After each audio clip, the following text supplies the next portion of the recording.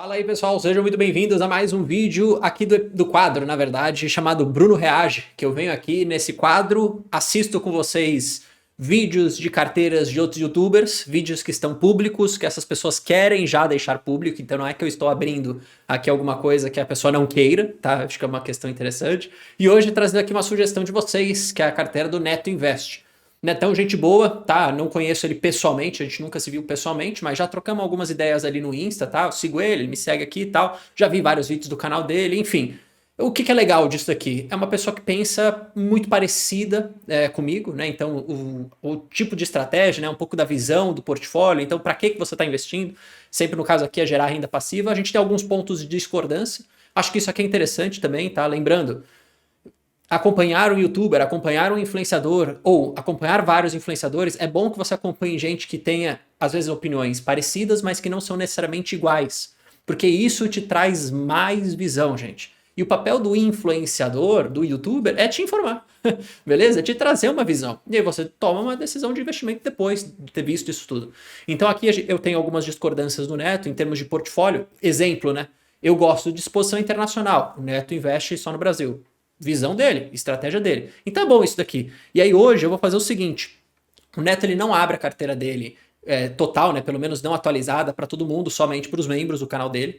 E aí hoje aqui eu achei, na verdade, um vídeo público. É um vídeo de algum tempo atrás, tá? É um vídeo de 3 meses atrás que ele falou da carteira de dividendos dele, né? Então, há 3 meses atrás ele postou um vídeo público. Claro que alguns aportes vão estar defasados aqui, porque o resto ele faz só para os membros dele, pelo que eu sei, tá? Não consegui achar nenhum tipo de vídeo mais atualizado aí. Mas beleza. O importante é que a gente vai ver aqui e eu vou conseguir comentar um pouco da minha opinião. Lembrando, se eu tiver uma opinião contrária, não tem problema, inclusive é bom aqui que a gente tenha o debate. Seja educado, coloque nos comentários. A ideia aqui não é a gente obrigar todo mundo a pensar igual, longe disso, mas sim trazer visões diferentes, especialmente isso, tá? Visões diferentes. Beleza? Vamos lá. O negócio é o seguinte, esse é o vídeo dele. Vou ajustar aqui minha tela para pegar a tela inteira. E esse é o título, né? Quanto rende os 2,2 milhões em ações. Vou colocar aqui na velocidade 1,5, né? Pra gente ver aqui nessa velocidade boa. E é isso aí, vamos que vamos. Fala pessoal, bora comentar sobre a carteira do canal e sobre alguns tópicos importantes. Quanto é que esta carteira rende, tanto de rentabilidade e também de dividendos? Será que dá para parar de trabalhar? Qual seria a taxa segura de retirada para não ter o risco de falir e ficar sacando, até perder o poder de compra e o patrimônio se deteriorar? E também o quinto ponto, por que eu não invisto na parte de fundos imobiliários Aí, se eu também busco renda outro ponto de concordância. Também não investe em FII, eu também não. Então, no momento, a carteira possui este patrimônio de 2.230.000. E aqui eu separei alguns pontos, como é que a carteira cresceu tanto. E o primeiro, que é crucial, que eu sempre cito, foque na sua educação, foque no seu trabalho, foque na sua empresa e tente aumentar o aporte do seu bolso. Então, não existe milagre na renda variável. E principalmente no começo da sua jornada, é que você tem que persistir firme nos aportes e tentar maximizar o aporte do seu bolso. O segundo ponto, eu não tenho sacado o dividendo, o JCP, os rendimentos e etc. Então eu reinvisto tudo, todo o dividendo, também, todo o JCP, aluguel de ações, rendimento de renda fixa e tudo que for produzido na carteira. Já o terceiro ponto que foi crucial para o crescimento do patrimônio e também rentabilidade acima do que a média do mercado, é que quando a bolsa cai, eu acabo aportando acima do que a média, e quando a bolsa está subindo, o mercado está animado, eu aporto abaixo da minha capacidade. Porra, a gente concorda 100%. Se você acompanha meu canal aqui há mais tempo, se você for novo, tudo bem, eu vou conseguir explicar. Mas se você acompanha mais tempo, a gente fala isso muito aqui. Cara, aporte de pouco em pouco, aporte de forma regular, reinvista sempre os proventos recebidos. E quando o mercado cai, você melhora ainda mais o seu aporte. Então não é que você só vai aportar quando cair. Não, você vai aportar de forma regular, assim como o Neto tá falando aqui, eu concordo 100%. E quando cai, quando você tem mais margem de segurança, você aumenta esse aporte. Pô, é o básico que funciona, é o que eu sempre falo aqui. É o básico que funciona. E vou formando um pouco de caixa. Aí depois começa algum ruído, a bolsa começa a cair, então nesses períodos eu acabo pegando parte desse caixa e aumento o aporte do bolso. Já o quarto ponto, boa alocação do capital. E em geral, as empresas que eu escolhi entregaram uma boa performance ou de apreciação e também bons proventos que foram pagos. E o quinto ponto, com o terceiro e quarto, eu acabei conseguindo um retorno acima do que a média. Porque, olhando aqui para a rentabilidade, só de janeiro de 25 até o momento, a carteira do canal rendeu 11,2%. Agora deve ter dado uma baixa aí, mas não muda nada, né? Lembrando, olhar para a rentabilidade curta assim, mais pro efeito aqui dele mostrar, né, que ele tá fazendo boa alocação, mas às vezes o cara olha para a carteira dele e fala assim, pô, minha rentabilidade no curto prazo tá muito ruim, será que eu sou muito ruim de investir? Às vezes não, cara, porque o curto prazo ele é muito instável, né, ele é muito imprevisível. O importante é você comprar bons negócios a bons preços e carregar aquilo por um longo período de tempo. O Ibov 3,75, ou seja, 3 vezes o Ibovespa deste ano. Já nos últimos 12 meses, 13,42% e o Ibov caiu 3,27%. Eu marquei aqui também 2 pontos que eu acabei aportando com mais intensidade, que foram os meses de maio e junho, que a bolsa tem caído, e também para novembro e dezembro de 2024. Então, quando boas ações vão caindo e fica aquela histeria, o mercado pregando medo, que parece que tudo vai evaporar, é justamente nesse momento que eu acabo intensificando os aportes. Então, quando acontece a reversão do mercado, eu acabo conseguindo uma performance bem mais diferenciada. Já nos últimos 24 meses, 64% versus 19% do Ibovespa, ou seja, 3,3 vezes. Resumindo, o que o Neto está falando aqui é a paciência, né? A paciência é uma virtude para o investidor. O Ibov no período, e nos últimos 2 anos e 10 meses, que foi a minha migração de outra corretora para o BTG, 94% versus 16% do Ibov. E este ponto representa 5,6 vezes o Ibovespa no período. E também se eu pegar esses 94% e analisar, este ponto representa 26,35% ao ano na média. E considerando a inflação do período, temos IPCA mais 21,6% ao ano na média. Então, na parte de ações, se você possuir uma boa estratégia e alocar bem o seu capital, você pode conseguir uma performance bem melhor do que a média e também acima do que a renda fixa. Porque, se eu pegar aqui desde o início no BTG, carteira do canal 92,8% e o CDI 38%. Ou seja, esse ponto representou 243% do CDI do período. Então perceba que com uma boa estratégia e boa alocação... Pô, achei legal essa visão do BTG aí com essas rentabilidades. Não sabia que tinha isso lá. Dá para conseguir uma performance bem acima do que a média do mercado. Fora isso, um ponto crucial que você tem que colocar na cabeça, tem que aguentar essas quedas que vão acontecer e perceba que desde 97 até 2025, todos os anos o Ibovespa caiu pelo menos 10% do pico de cada ano. Isso e é a verdade. média das quedas máximas em relação ao pico de cada ano foi de 26,8%. Então, se você não aguenta uma queda de 20 a 30% da sua carteira, esqueça a parte de renda variável, até porque este ponto foi a média de 97 até 2025. Então, esteja ciente aqui dos dados, que faz parte do jogo, e se você entender esse O pessoal ponto... às vezes fala assim, a volatilidade é o risco. Sim, porque, na minha opinião, volatilidade está atrelada ao risco, né, do investimento, mas, ao mesmo tempo, para o investidor previdenciário, a volatilidade também é uma boa oportunidade. Por quê? Porque é nessa vol que você consegue fazer aportes mais fortes em determinados momentos de queda mais brusca. O que você tem que sempre ficar atento? Não necessariamente é só porque cai que você compra. Cai, mas tem um bom fundamento, aí sim é a compra. Cai porque a empresa está indo para o buraco, aí não é uma boa oportunidade. A gente está falando aqui de forma básica, por isso que a análise é importante. Você pode se aproveitar desses momentos para turbinar a sua carteira, aumentar a quantidade de ações e a sua renda passiva crescerá em uma taxa muito acelerada. Além do mais, essa foto contém alguns pilares cruciais da estratégia. Primeiro ponto, eu gosto de empresas que dão lucros consistentes e, em geral, grande parte da minha carteira ficam em ativos mais estáveis e previsíveis no quesito lucros e pagamentos de proventos. Diferentemente de algumas pessoas que optam por papéis cíclicos e estão cientes do modelo de negócio, que entende que é uma montanha-russa com ciclos de alta e o ciclo de baixa. E, em geral, eu prefiro uma empresa mais previsível, que não oscila tanto o lucro e o pagamento de proventos. Já o segundo ponto, a empresa tem que possuir uma boa política de proventos, tem que ter uma boa frequência, com pelo menos 2 pagamentos por ano, e grande parte da minha carteira são de papéis que pagam pelo menos de forma trimestral, ou seja, 4 vezes por ano. Faz sentido, eu concordo com tudo isso. Quarto ponto, preço para mim importa, então a empresa tem que estar cotada por um preço atrativo e abaixo do meu preço teto. E quem é membro do canal do YouTube sabe que tem uma planilha com mais de 17 empresas, com lucros esperados, preço teto, yield esperado, margem de segurança. Então, se você ainda não é membro, fica aqui o convite, se torne membro e se você não gostar, você cancela em um clique. Já o quinto ponto, que eu tenho alertado com muita frequência, cuidado com empresas com dívida alta, porque se a dívida for imensa e, nesse cenário de juros elevados, só a despesa financeira é praticamente a geração de caixa da empresa. Então, se a empresa tem uma dívida alta, esse ponto não irá só... E aqui um ponto extra também, que é super justo de comentar, que é o seguinte: dívida controlada, e entenda também o perfil de endividamento de cada empresa em cada setor. Porque às vezes os caras ficam com aquela regra de bolso do tipo, não vou comprar empresas com X vezes de alavancagem. Mas você tem que entender qual que é o setor. O varejo, você não vai comprar uma empresa que está 4 vezes a dívida líquida EBITDA. Você não vai, porque você é louco. Agora, às vezes comprar uma empresa de energia 4 vezes, não tem problema. Entendeu? Às vezes comprar uma empresa de varejo a 2 vezes já é arriscado. Então entender o perfil do endividamento de cada um dos setores é importante também. Mas o resumo é dívida controlada sempre, né? Porque senão você tem esse risco aí, beleza?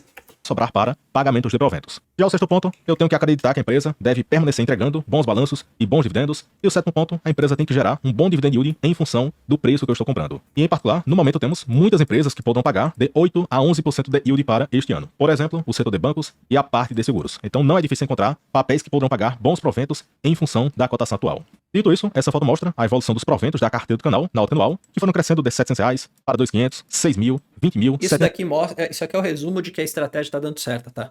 O Neto Investor, ele tá falando primeiro dos ativos, depois explicando, ele tá fazendo o contrário, que eu achei muito interessante, porque a gente já entende a estratégia dele aqui. Mas isso daqui é o resumo de que a estratégia dá certo. Se você está vendo o crescimento da sua renda passiva ano pós ano, significa que você está fazendo certo. Porque o objetivo é esse, certo? O objetivo é a aposentadoria, é a previdência. Então, se você não estiver vendo esse crescimento da sua renda passiva, alguma coisa você está fazendo errado. 280 mil, e no ano passado eu encerrei com 133 mil, o que se eu pegar aqui 133.490 e dividir por 12, isso aqui nos dá uma renda na faixa de 11.100 por mês. Porém, isso aqui é o passado e temos que olhar daqui para frente. Então, uma pequena conta que eu gosto de fazer, eu pego a quantidade de ações vezes o dividendo por ação que a empresa poderá pagar. Então, um exemplo aqui bem simples. Hoje eu possuo 31 mil ações do BB, então se ele pagar, digamos, 2,30 líquido por ação, então só essa posição irá me gerar 71 mil para este ano, e se eu dividir por 12, isso me dá quase 6 mil por mês. Então aqui seria uma pequena... Bom, aqui aparentemente estão as ações dele, tá? Mas daqui a pouco eu comento, vamos fingir que a gente não viu. na aproximação de quanto mais ou menos eu acredito que as empresas poderão pagar. Então, se esse meu chute estiver correto, a carteira do canal poderá me gerar 200 mil de renda neste ano, o que dá 16.600 por mês. E também, se eu dividir pelo patrimônio atual, só da parte de ações, de 2.149 mil, esse ponto nos dá 9,3% de dividend yield. Daí, eu mostro esse ponto, aí o pessoal vai destacar, tem a renda fixa que vai pagar 13%, 14% e etc. Mas lembre-se que isso é 13% sobre o montante total alocado. Enquanto isso, tem papéis aqui que com 40% do lucro sendo repassado em proventos, elas poderão gerar 9%, 10%, 11%, Isso e ainda é muito terá foda. a outra parte. E é muito interessante comentar também. Às vezes o pessoal esquece, e aqui até trazendo um paralelo com os fundos imobiliários. Eu vou pegar o FII está pagando 10%, 12% de yield, a sua empresa está pagando 9%. Mas lembra, né, que a empresa está às vezes com payout de 40%, né, que foi o que o Leandro falou aqui. Então tem o resto que a empresa não está pagando, ela está reinvestindo. Então o crescimento potencial daquela empresa, que vai ser traduzido depois, né, em mais receita, em mais lucro e assim por diante, vai se transformar depois em um dividendo cada vez maior. Então não dá para olhar só o agora, né? O agora o FII está pagando 12, a empresa está pagando 8. É melhor o FII? Não necessariamente. Não significa que o FII não seja necessariamente bom para sua carteira. Mas desse ponto de vista que o Neto está falando aqui, eu concordo e eu faço esse paralelo com o fundo imobiliário. Beleza? Olhar só para o yield não faz tanto sentido, porque um está distribuindo 100% do seu lucro, o outro não está, entendeu? Então acho que essa visão tem que ter na cabeça. Parte do lucro que vai incrementar o patrimônio da empresa e esse lucro retido pode aumentar o lucro futuro da empresa. Então os proventos poderão crescer em uma taxa acelerada. Então você tem que pensar na parte de ações, que é 9%, mais a perspectiva de crescimento no provento, fora uma eventual apreciação na cotação. Até porque tem vários papéis da bolsa que seguem cotados de 30% a 50% abaixo do que as suas médias. Então só do mercado se animar, em algum momento, essa determinada empresa poderia subir 50%, 70%, 80%, 100% na cotação ou mais, fora o bom provento que poderá ser gerado. Então tem que entender que a dinâmica acaba sendo diferente da renda variável versus a renda fixa. Fora isso, essa foto mostra o crescimento da renda que eu espero obter para 2025, 2026 até 2029. Então, neste ano, 200 mil, quase 17 mil por mês. Já para 2026, quase 21 mil por mês. Depois 25, isso é interessante 30 mil por mês. Também, porque isso aqui mostra qual que é a estratégia clara. Quando você tem um objetivo claro na parada, é mais fácil você chegar nele. Eu falo isso. E aí, se você consegue... Eu tenho uma frase que é assim, nada para uma pessoa 100% focada. Então, se o seu foco for esse, e o seu objetivo for esse, você vai focar para fazer isso. Vai dar certo. E depois 34 mil por mês. Então, se eu continuar persistindo, aportando no bolso, reaplicando os proventos, escolhendo boas empresas, em breve a carteira irá gerar uma baita renda passiva na média por mês. Então, só alcança este patamar para quem persiste e tem bastante paciência. Até porque eu invisto há cerca de 10 anos, então realmente é algo muito repetitivo, tedioso e tem que persistir. E todos que foram nesta linha hoje recebem uma baita renda passiva. Fora isso, uma das perguntas aqui do vídeo, será que é possível viver de renda com este provento de quase 17 mil líquido por mês? Então esse ponto vai depender de pessoa para pessoa, cada um tem a sua noção de custos, uns são solteiros. Eu não tô vendo aqui, eu não vi o vídeo antes, tá? Eu tô pulando aqui para ver se ele vai falar das ações dele. Mas aparentemente, ele fala aqui, ó. Ele vai falar aqui, ó. Beleza, ele vai falar lá no final. Enfim, outros são casados, têm filhos. Senão eu ia voltar, né? Porque eu sei que ele mostrou aqui um pouquinho, mas vamos outras pessoas. Então cada pessoa tem noção dos seus custos mensais. Porém, perceba que já é uma renda bastante substancial. Fora que tem a perspectiva de crescimento, até porque boas empresas tendem a crescer o lucro e o pagamento de proventos. Fora isso, essa foto mostra o custo de vida no Brasil. Então, uma família de 4 pessoas, o pessoal estima um custo de internet, porque tem muitos estudos que apontam que no... Vou pular um pouco isso aqui. Vamos ver porque que ele prefere ações do que FIIs. Depoimento de um membro do canal que investe há bastante tempo, tem milhões de patrimônio e vive da renda dos fundos imobiliários. Então ele destacou, Neto, eu penso a você quanto à parte de ações e é imensamente superior os ganhos com ações de longo prazo perante os fundos imobiliários. E no caso dessa pessoa, ele possui 50% da carteira na parte de ações, boas pagadoras de proventos e 50% em fundos imobiliários. Então ele estuda bastante, investe há bastante tempo, já vive de renda, ele é casado, tem 2 filhas e toda a renda dos fundos imobiliários ele paga as contas e os dividendos das ações ele acaba reinvestindo tudo. Então essa estratégia faz ele dormir tranquilo por causa dessa previsibilidade da renda mensal. Enquanto na parte de ações, a cada 2 ou 3 meses, iremos receber uma renda passiva um pouco maior. Então aqui é a minha visão, eu posso estar completamente errado, você pode discordar e etc. E eu respeito quem investe na parte de fundos imobiliários, porém, eu não acho que vale a pena gastar tempo nos FIIs, principalmente para quem está na fase de construção de patrimônio e renda. Porque tem pessoas que nem pretendem usufruir da renda nos próximos 5, 8, 10, 12, 15 anos. Então, qual seria a razão para focar com tanta intensidade nos fundos imobiliários? Enquanto isso, na parte de ações, pode existir um risco maior, porém, você conseguiria multiplicar a sua renda e o seu patrimônio em uma taxa mais acelerada. Então, a minha visão é que, se for para tomar risco, eu prefiro tomar risco nas ações, que é onde eu posso afinidade, conhecimento, tempo de mercado. Faz sentido, eu concordo, e ainda eu falei meu ponto um pouco antes também, que eu acho que é interessante olhar essa questão da renda, né? E aí, de novo, é o potencial de crescimento maior ali das ações. E é onde eu acredito que o potencial será maior versus os fundos imobiliários e a renda fixa. Porém, como destaquei, eu posso estar completamente errado, então comente aqui abaixo o seu feedback sobre FIIs versus a parte de ações. Então, pessoal, destacando um pouco sobre a carteira do canal, renda esperada, taxa segura de retirada. Comente aqui abaixo para uma excelente corretora. Eu utilizo a corretora BTG, que é bem completa e é uma Aí, ó, tá aqui a posição dele? É isso? Será que é isso? Não é isso, hein? A gente vai ter que voltar aqui atrás, ó, que ele mostrou aqui, ó. De novo, agradeço inclusive aqui a um inscrito do canal que me achou esse vídeo e me mandou, tá? Tanto aqui, ó, tá o mais repetido é o pessoal voltando aqui, né? Pra ver quais são os ativos que ele tem. Não sei se esses são todos, tá? Os ativos que ele tem, mas a gente vai comentar um pouco destas empresas aqui, beleza? Então ele tem... aqui é uma empresa de energia, se eu não me engano, tá? Deixa eu até abrir aqui pra não falar errado pra vocês. Mas é uma empresa de energia... qual que era o nome mesmo? De Brasília. Aqui, ó, Companhia Energética de Brasília, a SEB, tá? Então ele tem aqui as duas ações, tá? Da SEB, que é a final 5, final 6, um pouco de ação em cada. Qual que deve ser, tá? Um pouco da visão dele para ter isso daqui. Muito provavelmente ele deve fazer aquela continha do que tá valendo mais a pena, qual que é o yield que tá melhor no momento do aporte. É a mesma empresa, então ele acaba por optar qual que é a ação que está com maior yield ou que esteja mais barata nesse sentido. Conheço pouco da empresa, tá? Não tenho muita opinião para falar, mas é um setor best, setor de energia. Então isso aqui é interessante de falar. Eu vou até fazer o seguinte aqui, tá, gente? Eu vou tirar uma print aqui disso. E aí eu vou abrir aqui, que aí eu vou conseguir, inclusive, desenhar em cima. Beleza? Vai ficar mais fácil de fazer o vídeo aqui. Beleza? Bom, o negócio é o seguinte, então ele tem essas empresas aqui, vamos supor que sejam essas, né? Nós não temos aí tanta visão da carteira dele, porque isso aqui fica para os membros, né? Fica uma carteira mais privada. Então aqui são essas duas empresas, setor de energia. Acho que faz sentido a gente colocar dessa forma, só para a gente entender depois. Aí aqui ele tem o banco, aqui ele tem um seguro, tá? Aqui ele tem, eu vou colocar aqui o C de commodity, tá? Só para a gente relembrar um pouco disso depois que eu estiver falando. Aqui o SE seguro, aí a gente coloca aqui saneamento. Estou fazendo isso daqui só para a gente ter uma visão primeiro setorial. Lembrando, algumas outras carteiras que a gente vê, a gente tem o gráfico, tudo fica mais fácil, mas aqui a gente vai tentar construir isso daqui. Aí tem outra seguradora, tem outro banco, e tem aqui a parte, eu vou colocar o C como se fosse aqui a parte commodity. Então você percebe, das empresas que ele tem, 1, 2, 3, 4, 5, 6 das 8 empresas aqui são do setor best. O que isso me mostra? Claramente que ele está de acordo com o que ele quer fazer, que é dividendo na veia. E lembra o que ele comentou também. Ele quer empresa aqui que tenham menos oscilação no seu lucro, mais previsibilidade. Em vez de ele preferir uma empresa assim, ele prefere algo mais assim. Entende? É uma perspectiva, é uma estratégia. Acho justo. Então aqui está muito bem montado nesse sentido, né? Se você for olhar. Por quê? Porque de 6 às 8 empresas dele aqui, empresa setor best. Tá? Não são nem 8 empresas, né? São 8 empresas diferentes, mas ele acaba tendo mais ações, né? Porque ele tem 2 classes diferentes, mas acaba sendo 8 empresas. Por que isso aqui é importante, tá? Por que é legal da gente sempre falar isso daqui? Porque tem gente, e aqui, não citando nomes, mas falando aqui de forma geral, tem gente que olha para uma carteira previdenciária e simplesmente fala assim, eu vou ter uma única empresa que paga dividendo e já era. Perceba que o Neto, apesar dele ter uma carteira que é enxuta, é uma carteira diversificada também, pessoal.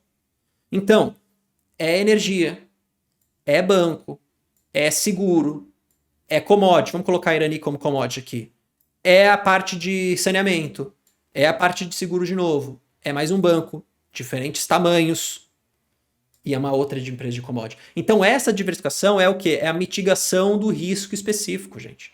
Lembra que eu desenhei para vocês, né? Qual que é o risco de um portfólio, né? Aqui a gente tem o risco de mercado e aqui, ao longo do tempo, a gente tem o risco específico, beleza? Aqui a gente tem a quantidade de ativos e aqui a gente tem o risco da carteira. Então, quanto mais ativos você vai tendo para o lado aqui, em termos de quantidade, menor vai sendo o seu risco específico da sua carteira. E isso permite, você só consegue fazer isso se você vai tendo empresas diferentes. Então, em termos aqui das empresas, tá? Na minha opinião, tudo muito viável, né? Ó, em termos da construção do portfólio. O que você pode dizer para mim? Ah, Bruno, pô, na boa, você acha que é o melhor banco que ele tem aqui? Em termos de Banco do Brasil, sim, eu acho que é um dos melhores bancos, tá? Inclusive, na minha opinião, um dos melhores preços para pagar em Banco do Brasil nos últimos tempos é o que nós estamos tendo nesse momento. Então, para mim, sim, aqui é o ponto-chave da carteira dele, com o Banco do Brasil. BB Seguridade, idem, na minha opinião, a melhor seguradora para ter. Mais ou menos aqui a gente vai ter uma perspectiva de mais ou menos 11% de yield para o ano de 2025, o que também é muito bom. Eu gosto, se você for me perguntar, Caixa vale a pena? Em termos da quantidade, da qualidade da empresa, vale. Em termos de preço, eu não compraria. Por que eu não compraria em termos de preço? Porque eu acho que hoje ainda não tem uma margem de segurança tão atrativa. Não significa que o Neto esteja comprando hoje, tá, gente? A gente não sabe se ele está fazendo isso. Só que o que a gente sabe? Que ele já comprou. E tivemos um momento que valia muito a pena comprar Caixa. E agora é o momento da entre aspas, quarentena aqui. Mas qualidade excepcional. Gosto bastante, nada a criticar. Essa empresa aqui conheço pouco, então não tenho muito comentário a fazer, tá? Para ser bem sincero. Em termos de Irani, eu sei que o Neto gosta, mas eu não teria, tá? Não teria Irani. Às vezes, se você quiser se expor, eu quero me expor a papel embalagem e tal, eu não vejo hoje, sinceramente, por que alocar o capital nesse tipo de setor hoje, sendo que você tem setores mais óbvios, né, em termos de previsibilidade da renda, do lucro, que estão a preços muito atrativos. Então eu não teria Irani. Mas se você falar para mim, pô Bruno, mas eu quero ter alguma empresa dentro aí de papel embalagem e celulose também, entre Suzano, Klabin e Irani, qual que hoje talvez te dê uma melhor perspectiva de dividendo? De fato eu tenho que concordar com o Neto, talvez seja Irani. A Klabin, eu gostava antes, mas deixou de ser uma empresa previdenciária. Por quê? Porque mudou a sua política, hoje não paga um dividendo atrativo. Tá? Então, Irani é um caso aqui que eu não teria. Tá? Mas, de novo, como a carteira dele já está muito bem montada, acho que tem espaço para duas dessas, entre aspas, pimentas aqui. Tá? Copasa, gosto da empresa, mas não teria também saneamento, tá? Pelo seguinte motivo, alocação de capital. Então, acho que hoje, de novo, dentro do setor best, né, olhando aqui, que seria banco, energia, seguro, saneamento e telecom, eu ficaria de fora desse ST, que seria o saneamento e telecom. Porque hoje o BES, o BES, tá tão óbvio, gente. Tá tão atrativo, na minha opinião, que faz mais sentido você aportar neles do que nesses outros aqui. Minha opinião. Mas não é ruim, Copasa, não é ruim. Mas tem mais imprevisibilidade, na minha opinião, do que você tem nos outros. E aqui, até fazendo aqui um comentário contrário, né? Como se eu estivesse defendendo aqui o caso de ter Copasa. Você tem aqui um ponto de atenção que é o seguinte: será que sai uma privatização de Copasa em algum momento? Fica essa pergunta. Será que sai? Se sair, é um destravamento de valor também. E, de acordo com alguns analistas do mercado, pode inclusive melhorar a empresa, que poderia melhorar também os dividendos futuros. Mas é algo muito se, né? Se. Então eu prefiro também alocar meu capital em outra empresa aqui. Banco Pine, tá? Interessante, mas não acho que é o melhor dos banquinhos de oportunidade. Eu trocaria por um banco chamado BRBI11, que é o BR Partners, tá? Eu teria, em vez de Banco Pine, BR Partners. Aqui eu vejo mais potencial de destravamento de valor, mais potencial de um dividendo melhorar. Qual que é o downside, né? Qual que é o lado negativo? Talvez BR Partners, em termos de valuation, esteja mais caro do que Pine. Isso eu concordo. Se o Neto falar assim, é que ele não necessariamente não quer ou não gosta de BR Partners, mas se ele viesse aqui e falasse assim, não, Bruno, eu acho que Pine tá mais barato. Aí eu concordo. De fato tá mais barato. Mas eu ainda prefiro comprar algo um pouquinho mais caro, mas com uma melhor perspectiva do que outro. Não que seja ruim. Não que seja ruim. Mas não acho que seja também a melhor alocação de capital dentro desses pequenos banquinhos, tá? Tanto que eu escolhi na minha carteira da BR Partners. Não tá errado ele ter o Pine. Cada um tem uma opinião. Eu tô defendendo aqui o que eu tive e a minha visão. E Ferbasa, que eu também conheço muito pouco, tá? Então eu não tenho muita opinião para trazer para vocês. Eu sei que o Neto gosta, porque eu já vi ele falando de várias e várias vezes aqui de Ferbasa, tá? Mas é aquilo. É carteira muito óbvia, cara. É uma carteira muito óbvia. Com algumas pimentas, né? Talvez aqui o caso da Ferbasa seja uma delas e o caso da Irani seja uma delas também, tá? Dentro dessas empresas aqui, que é o que a gente tem disponível para tentar dar uma analisada. Beleza, gente? Mas, enfim, o que eu focaria, talvez, né? Se você me perguntasse assim, o que você focaria hoje em aportes, né? Cara, focaria aqui em Banco do Brasil, focaria aqui em BB Seguridade, e me chama a atenção, não está aqui, mas e eu não sei se ele realmente tem, né? Mas me chama a atenção o fato dele não ter uma ISA, Energia, ou até mesmo uma Taesa. Entende? Que são as transmissoras aqui puras. Eu até sei o argumento do Neto, ele acha que não está num bom momento para comprar essas empresas. É aí uma parte que a gente discorda, tá? Eu acho que ISA hoje a gente tem margem, sim. Não é o melhor momento, não é o melhor momento, mas eu acho que a gente tem margem. E eu gostaria, né? Na verdade, eu gosto de ter na carteira previdenciária pelo menos uma transmissora pura, né? Dessas aí mais provadas, com mais visibilidade histórica, que seria o caso da Taesa ou da ISA. Tá? Então, isso seria uma coisa que eu também adicionaria aqui na carteira dele. Mas as escolhas você percebe, né, gente? A gente pensa muito parecido.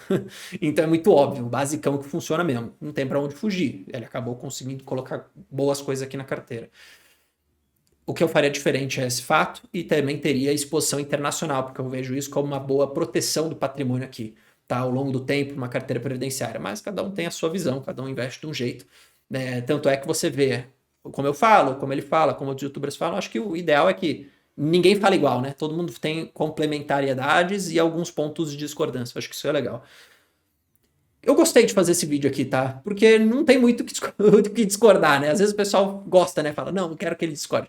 Eu só discordo se eu discordo mesmo. Aqui, na verdade, é uma visão muito parecida. Eu gosto bastante. Ele explicou toda a trajetória e estratégia. É realmente igual ao que eu penso. Então também não tenho FII. Também penso muito no tipo de empresa que eu vou comprar, na regularidade dos meus aportes. Então acho que a gente está muito, muito parecido nisso daqui. Eu daria, cara, para tudo isso daqui, sei lá, nota 9. Daria uma nota 9, né, para isso daqui. E por que não 10, né? Porque falta aquele ponto específico que eu acabei comentando para vocês, que eu gostaria de ver a parte internacional também na carteira. Para mim, isso seria uma carteira nota 10. Ah, Bruno, por que para você? Porque é a que eu construo. Então, na minha visão, como eu construo, eu assumo que é a melhor forma, você entende? Seria muito louco se eu não acreditasse no que eu mesmo estou fazendo com o meu próprio dinheiro. Claro que tem espaço para mudar, como eu já mudei muitas coisas, mas só para trazer essa visão, tá, gente? Acho muito bom. Inclusive, o Neto faz um ótimo trabalho. É uma pena que a gente nunca tenha se visto pessoalmente, mas ele faz um ótimo trabalho. Se você, por acaso, não conhece o canal do Neto, depois vai lá e conheça. Coloque no YouTube aí, Neto Invest. Beleza, pessoal? Tamo junto. Até o nosso próximo vídeo. Valeu, falou, fui.